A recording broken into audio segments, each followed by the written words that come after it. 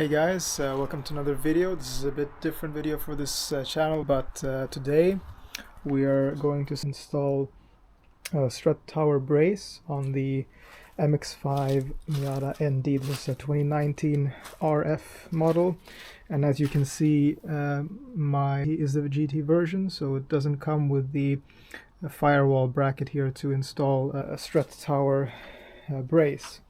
If your car already came with the OEM strut tower brace, it's a very easy process for you. You just need to switch it's just plug and play. Whereas this is a bit more complicated process where we'll have to remove the windshield wipers, remove this weather stripping, this entire backing cowl. We'll have to disconnect the washer fluid lines, and then uninstall the original firewall backing as well before we're able to install the second part. So let's get started. The first step is to remove these windshield wipers. Use a very thin screwdriver to try to get a little bit of space underneath the sides, and then you can just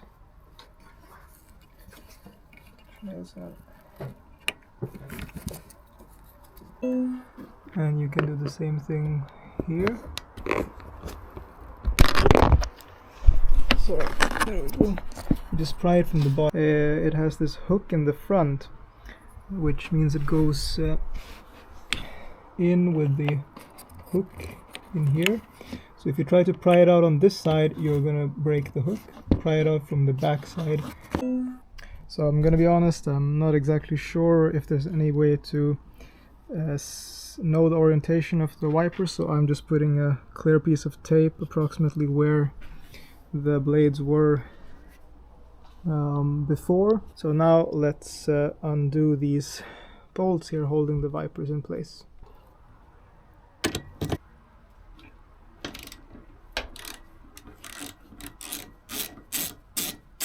Now let's do the second one here.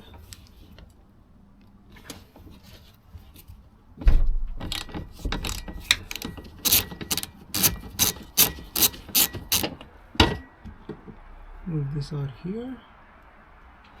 Let me try to give you a bit of a tip here. When the wiper is sitting like this on the car, there's actually tension from the spring holding it against the windshield. So when you want to pull this out, push this down first to alleviate the tension. So I'm gonna see, I'm pushing down. That releases the tension. The passenger side wiper is longer than the driver's side. Now this step is quite important to be careful, because this weather stripping is not held in place like this one where you can just pull it off. There are actually several pins. So these blue pins underneath are what are holding it in place, and they're continuously along the entire thing. So take them out one at a time. You can see they're held into the rubber by this, so it's going to be much more annoying to put this back into the rubber than to get the pins to come out from the bottom. So you can see how this is formed. At the bottom is like a shape like this that holds it from the bottom, so it's almost like you have to press it from underneath together to get it up and out. So if you can get under and just squeeze these two ends like I showed you. It's a V form, so just squeeze them together with your hand from underneath and push it up. So these blue ones you can easily put back, but these white ones here that will come afterwards, there's no real access to them from the top.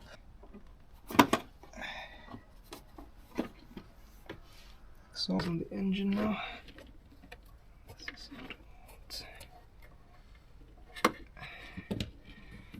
Let's see, we have the next piece here.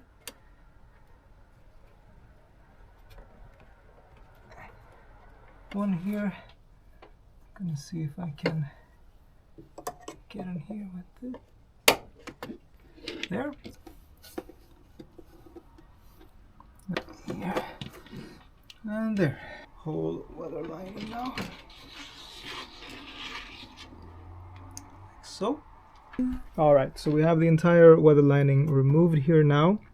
And what we're going to do before we remove the screws holding the cowl back is to disconnect the washer fluid lines. Here is the first connection. You can see there, there's a small gap, and the next connection is right over here in the middle. Now we're going to disconnect both of these places because, as you can see, there's a groove that goes here in between these two panels, which means that we can actually split this when we remove it, which is going to be a lot easier than removing the entire thing. So let's start by removing this line here. It lifts up from this little tab, and you should be able to just like so. So just give it a proper pull like that. And now we have separated the washer lines. Can now remove these caps on both sides. So for this, we're going to use a very small and thin screwdriver. And that's it. So you can't be afraid. You need to actually push the screwdriver deep down. Don't have it at the surface. It needs to go deep down until you see there's a tab here on the side. You can feel the tab with the screwdriver and push it in and pull it up. So if you stay at the surface, that's when you're gonna damage the sides. So put it deep in. So to remove the cowl screws is a long Phillips screw. Cowl is now held in by hooks. So these hooks need to come down out like this. So don't pull up straight. And there's one here as well. And this side comes out first. So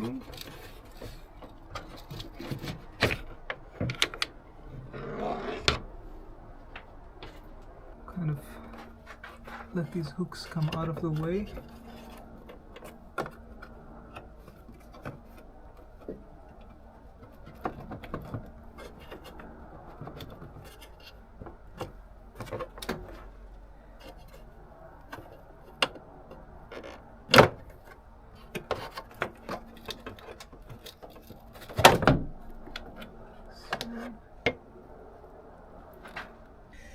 Now we have this entire part exposed, as you can see, and this entire black part is what we need to remove and replace with a similar part, but that has mounting brackets in the front here for brace. We have 2 bolts here. We also have 2 bolts here, and then we have 2 bolts here. So it looks like a total of 8 bolts because there are also 2 on this side here. Okay, so I really wanted to get away with a lazy way to get that bolt here in the back, but you know, usually takes longer time and becomes much more difficult doing it the lazy way. I've learned that from a lot of experience. So we are going to remove this. And we're not going to try to bend this. Instead, we are going to be super good today. Remove this bolt as well.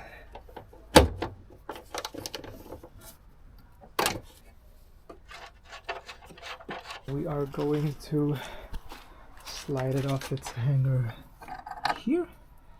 And now we can kind of freely move this piece out of our way. So now, as you can see, we've got a lot more space for this bolt here.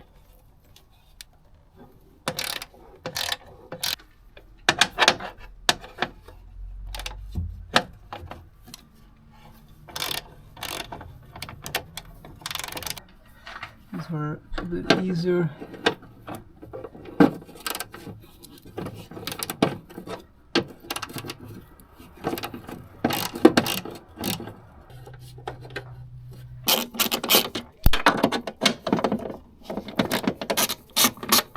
And we're going to remove these two in the back.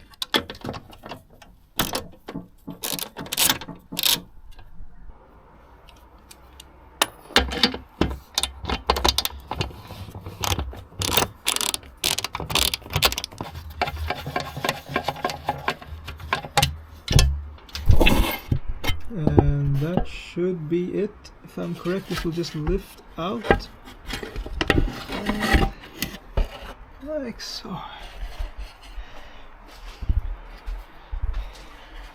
So here is the old firewall backing, and this is the new one, so it's basically the exact same from behind. But as you can see in the front, the part facing the front of the car has these mounting plates with this tall screw, which this one does not have, and that is what you need to install a strut bar brace. And the thing is that this is actually a genuine Mazda part, so it's not any aftermarket part, and either you can get this from your Mazda dealer or a Mazda parts store, but most places that sell the strut tower brace also sell this piece, which you can order, and it was actually cheaper for me to get it that way.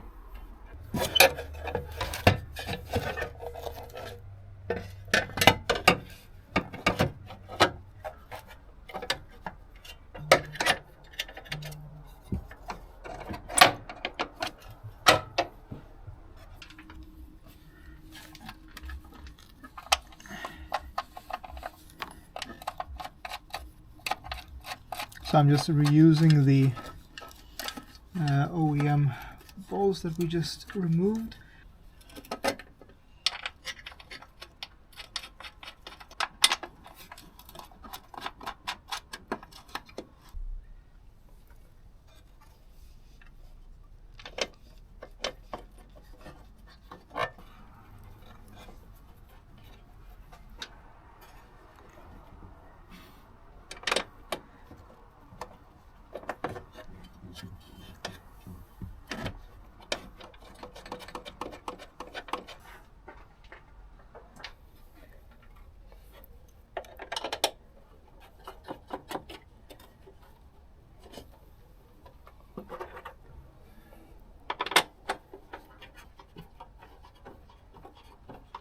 And there we have all the bolts in place. So we now got my torque wrench here set to 10 Newton meters.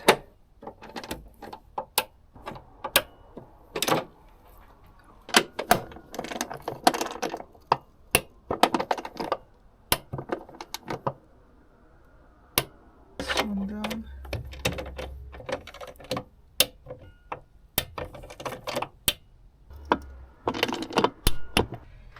Backing plate installed.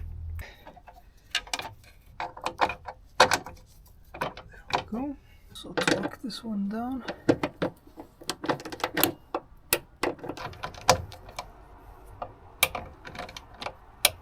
Backing plate installed here. Everything torqued down as well. Now the only thing remaining is really to reinstall.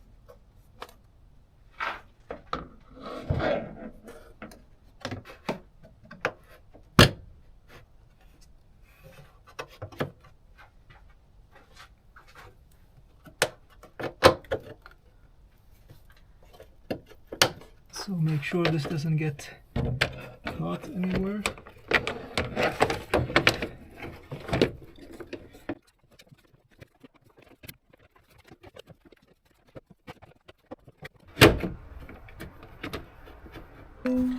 Alright, so now we'll be reinstalling the Phillips screws over here.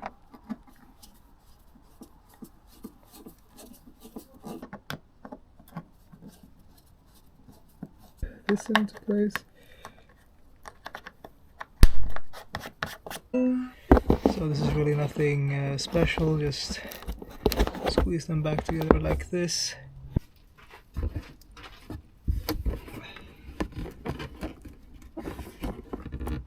Like so. Move this under into the slots.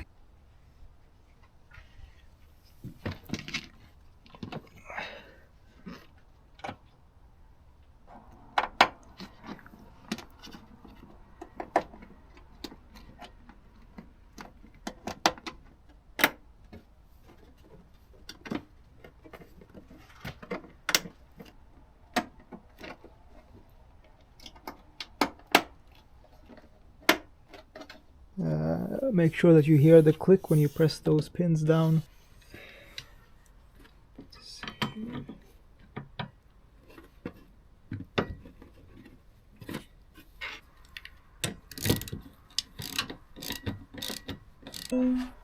And there we have the wipers also reinstalled, and that's the entire reinstallation.